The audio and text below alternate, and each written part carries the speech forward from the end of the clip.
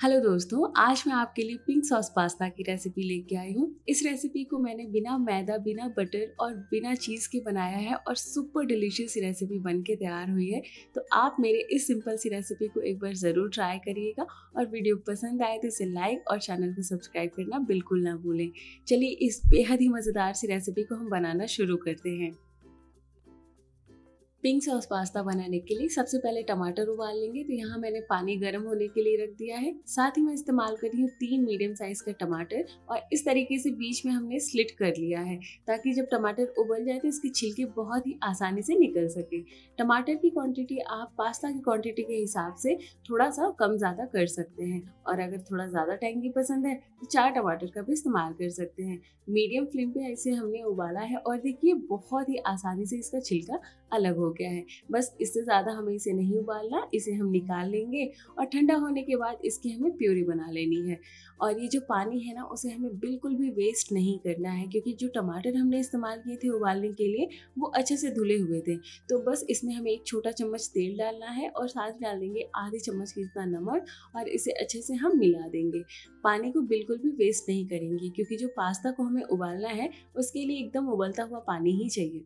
यहाँ पे 1 कप के जितना मैं पास्ता इस्तेमाल कर रही हूँ और इसे हम मीडियम फ्लेम पे ही उबालेंगे। कम से कम 5 से 6 मिनट का टाइम आपको लग जाएगा।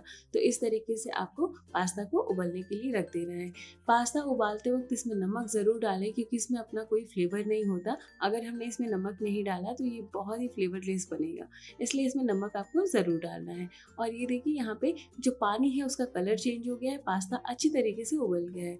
अब आपको क्या करना है, चाकू की हेल्प से इसे कट करना है और जब ये आसानी से कट हो जाए ना तो समझिए पास्ता उबल गया है। ये वैसे ही थोड़ा सा हार्ड रहेगा और थोड़ा सा पकेगा ये सॉस में, जिसे बहुत ही ज़्यादा नहीं उबालना। अब इसके पानी को निकाल लेना है और इसे ठंडे पानी से धो के एक साइड स्ट्रेनर में रख देना है ताकि इसका सारा पानी निकल जाए।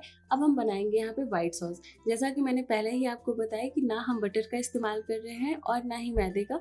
तो यहाँ पे 1 छोटा चम्मच कुकिंग ऑयल का इस्तेमाल किया, साथ ही 1.5 चम्मच में डाल रही हूँ गेहूं का आटा। कितने लोग होते हैं जिन्हें पसंद नहीं होता है मैदा या फिर वो बटर इस्तेमाल नहीं करना चाहते या कभी-कभी बटर होता भी नहीं है घर पे। तो उस सिचुएशन में हम क्या कर सकते हैं, व्हाइट सॉस कैसे बना सकते हैं वो मैं आज आपको इस वीडियो में बता रही हूँ। आपको क्या करना है, इसे लो फ्लेम पे अच्छी तरीके से पका लेना है। बहुत ही टेस्टी ये पास्ता बन के तैयार हुआ है। जब आप इसे एक बार ट्राई करेंगे ना तो पता चलेगा कि आपको बटर, चीज़ और मैदे की ज़रूरत बिल्कुल भी नहीं है। हमें इसे अच्छे से 2 से 3 मिनट के लिए भून लेना है ताकि जो आटा है ना वो अच्छे से पक जाए। जब ये अच्छे से पक जाए उसके बाद आधा ग्लास के जितना हम दूध डालेंगे और मैं यहाँ पे व्हाइट सॉस में कोई फ्लेवर नहीं ऐड कर रही हूँ क्योंकि आगे हमें कुछ और चीज़ें ऐड करनी है रेड सॉस में। आप चाहे तो यहाँ पे थोड़ा सा नमक भी डाल सकते हैं और थोड़ा चिली फ्लेक्स और ऑरिगेनो भी डाल सकते हैं। और उसके बाद आप अगर व्हाइट सॉस पास्ता बनाना चाहें तो कुछ इस तरीके से बना सकते हैं। यहाँ पे देखिए ये थोड़ा थोड़ा थिक होना शुरू हो गया है। बहुत ज़्यादा गाढ़ा इसे हमें अभी नहीं करना क्योंकि ठंडा होने के बाद भी ये जो व्हाइट सॉस है ना वो थोड़ा सा थिक हो जाता है। लीजिए हमारा बहुत ही रिच और बहुत ही बढ़िया और बहुत ही हेल्दी व्हाइट सॉस बन के तैयार हो गया है। चेक कैसे करेंगे, इस तरीके से किया तो ये एकदम ही स्टेबल है, बिल्कुल बह नहीं रहा है। तो इतनी थिकनेस काफ़ी है, इससे ज़्यादा हमें इसे नहीं पकाना। अगर आप चीज़ का इस्तेमाल करना चाहते हैं तो इस स्टेज पे कर सकते हैं। अब हम बनाएंगे यहाँ पे रेड सॉस। इसके लिए यहाँ पे मैंने फिर से थोड़ा सा तेल डाला है 1 चम्मच के जितना और यहाँ पे बारीक कटा हुआ लहसुन का इस्तेमाल कर रही हूँ 1 चम्मच। फ्लेम को यहाँ पे हम मीडियम रखेंगे और लहसुन को थोड़ा सा पका लेंगे, हल्का सा इसमें रेडिश कलर आ जाए और ये बढ़िया से पके ताकि इसका फ्लेवर तेल में आ जाए। लहसुन का बहुत ही बढ़िया फ्लेवर आता है, लेकिन अगर आपको पसंद ना हो ना तो आप इसे स्किप कर सकते हैं। जैसे ही लहसुन पक जाए उसके बाद यहाँ पे हम एक छोटी साइज़ का प्याज काट के डाल देंगे इसमें। तो बारीक ही कट किया है और प्याज को हल्का सा सिर्फ हमें सॉफ्ट करना है, बहुत इसे ब्राउन नहीं करना। तो बस कुछ इस तरीके से हमें इसे भून लेना है। जैसे ही प्याज सॉफ्ट हो जाएगा उसके बाद इसमें हम बाकी की सब्जियों को भी डाल देंगे। जब प्याज पक जाए उसके बाद डालेंगे यहाँ पे शिमला मिर्च। मैंने यहाँ पे थोड़ी सी शिमला मिर्च इस्तेमाल की है, थोड़ी सी की है यहाँ पे कॉर्न। आपके पास जो भी सब्जियाँ अवेलेबल हो आप वो इस्तेमाल कर सकते हैं या फिर बेसिक सब्जियों के साथ भी आप इसे बना सकते हैं। यहाँ सब्जी को हम ज़्यादा नहीं भूनेंगे, हल्का सा इसमें क्रंच रहना चाहिए और ये आगे सॉस में भी थोड़ी सी पकेंगी। तो बस अब हमने इसे हल्का सा मिक्स किया है, कम से कम 1 मिनट तक इसे चलाया और यहाँ टोमेटो की प्योरी जो बना के रखी थी वो डाल देंगे। साथ ही इसमें डालेंगे हम थोड़ी सी फ्लेवर, तो आधी चम्मच के इतना नमक डाल रही हूँ क्योंकि व्हाइट सॉस को मैंने एकदम ही प्लेन रखा था। आप यहाँ पे अपने टेस्ट के हिसाब से नमक एडजस्ट कर सकते हैं। 1/4 चम्मच जितना डालेंगे कुटी हुई काली मिर्च या फिर काली मिर्च का पाउडर। 1/4 चम्मच से थोड़ा सा कम डाल देंगे हम काश्मीरी लाल मिर्च पाउडर। 1 चम्मच डालेंगे हम टोमेटो केचप। काश्मीरी लाल मिर्च पाउडर इसलिए डाला है कि इसका कलर थोड़ा सा बढ़िया आए, और केचप इसलिए डाला है कि थोड़ा सा एक टेंगी फ्लेवर इसमें आ जाए, खट्टा मीठा वाला। अगर आपके पास केचप नहीं है या फिर आप नहीं डालना चाहते तो यहाँ पे 1/4 चम्मच जितना चीनी डाल दीजिए, क्योंकि टमाटर की क्वांटिटी हम यहाँ ज़्यादा इस्तेमाल कर रहे हैं तो उसको बैलेंस करेगा बस। तो अच्छे से हमने मिलाया और ढकेंगे, कम से कम 2 से 3 मिनट के लिए इसे हम लो फ्लेम पे ही पका लेंगे।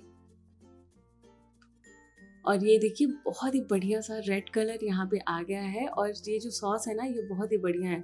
अगर आप रेड सॉस पास्ता बनाना चाहते हैं तो बस यहाँ पे सॉस आपका तैयार हो गया है। उबले हुए पास्ता को डालिए, और अगर आपके पसंद है तो इसमें थोड़ी चीज़ डालिए। अब ये जो मैंने व्हाइट सॉस बना के रखा था उसे भी डाल देंगे। आपको देख के लग रहा है कि ना इसमें चीज़ है, ना ही मैदा और ना ही हमने बटर का इस्तेमाल किया है। काफ़ी रिच और काफ़ी बढ़िया सी लग रही है ये।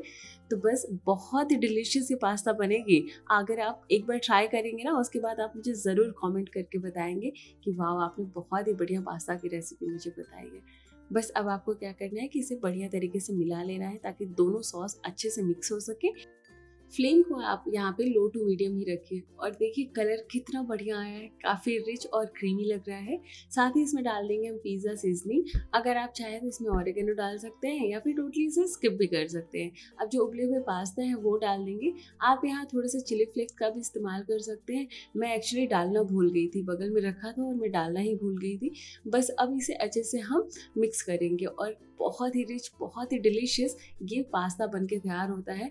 और अब इसे ढकेंगे और 1 से 2 मिनट के लिए धीमी आंच में हम पका लेंगे। और लीजिए बिना मैदा और बिना चीज़ के हमारे पिंक सॉस पास्ता बन के तैयार हो गया है, जो देखने में बहुत ही डिलीशियस लग रहा है।